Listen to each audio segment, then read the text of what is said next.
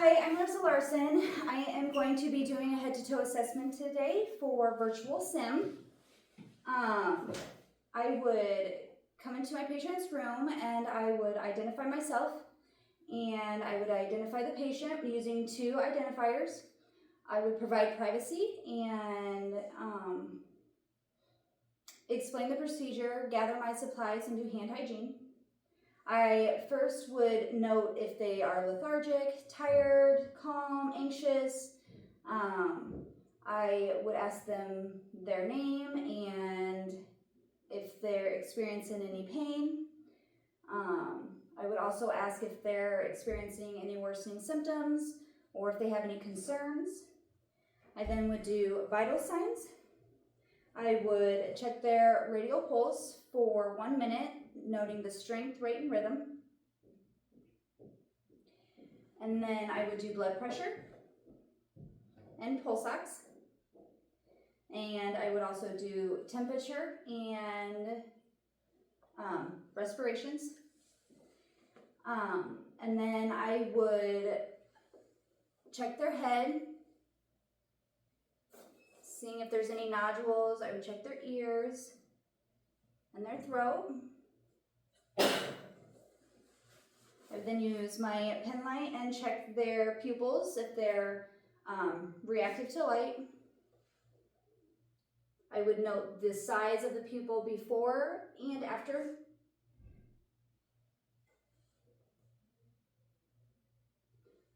I would also do this.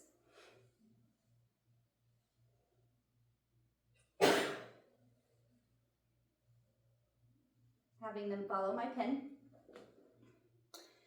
And I would check their nose and their ears.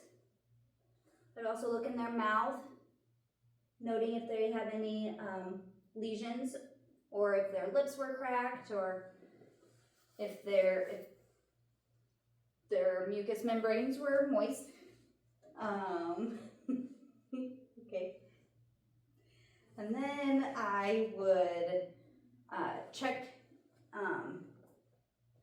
their upper extremities. I would check their skin, noting any cuts, lacerations, edema, bruising, color, if it's dry or moist.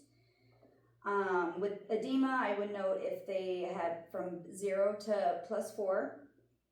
I would check their nail beds. I would do capillary refill time, which I would press down on their nails, release, and noting how quickly they turned pink again. Should be under 3. I would have them do a strength test bilaterally. I would have them push down and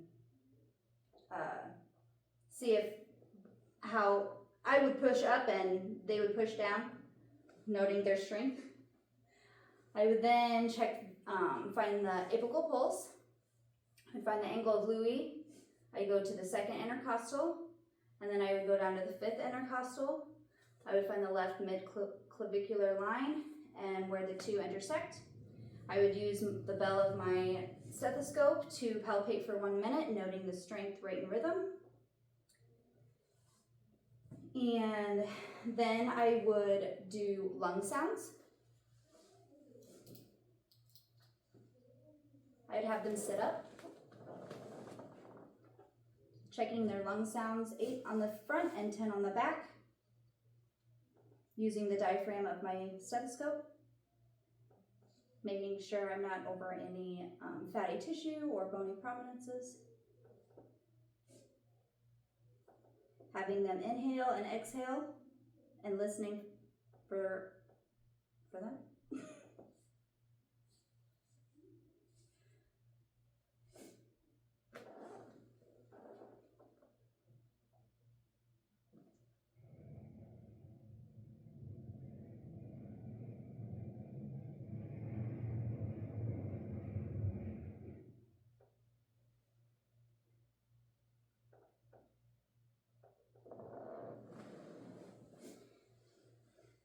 I would note any abnormal lung sounds like bronchi, fine crackles, coarse crackles, wheezing, and pleural friction rub.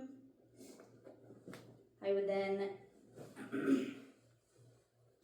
also take their, it would do bowel sounds, and I would start in the right lower quadrant, listening for a full minute in 2 different spots of each quadrant.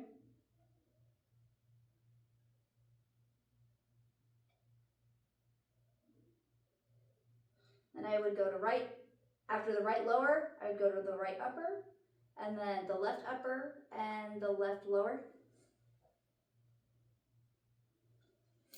I would be listening for how many times, noting if it's active, hypoactive, hyperactive. If it's absent for 1 minute, I would listen for another 3 to 5 minutes. And if it's still hypoactive, or excuse me, if it's still absent, then that would mean it's a medical emergency, and I would have to notify the physician right away.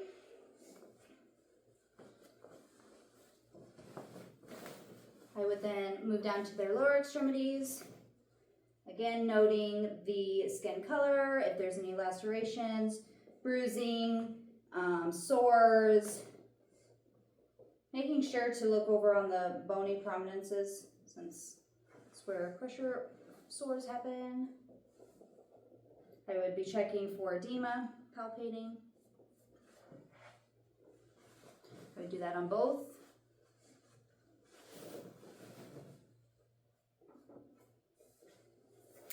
I would then check their dorsalis pedis pulses for, I would be checking the strength bilaterally, and then I would be checking the posterior tibial pulses. Then I would also have them do a strength test, you know, push down on them and have them push back.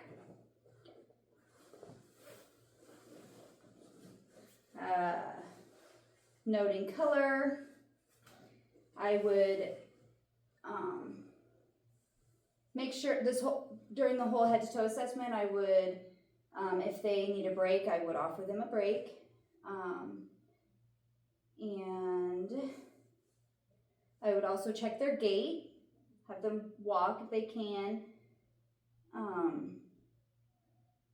I would ask them about their activities, what they eat, and that concludes. Oh, and I also would do the capillary refill on their toenails as well. Okay, and that concludes my head to toe assessment. Thank you.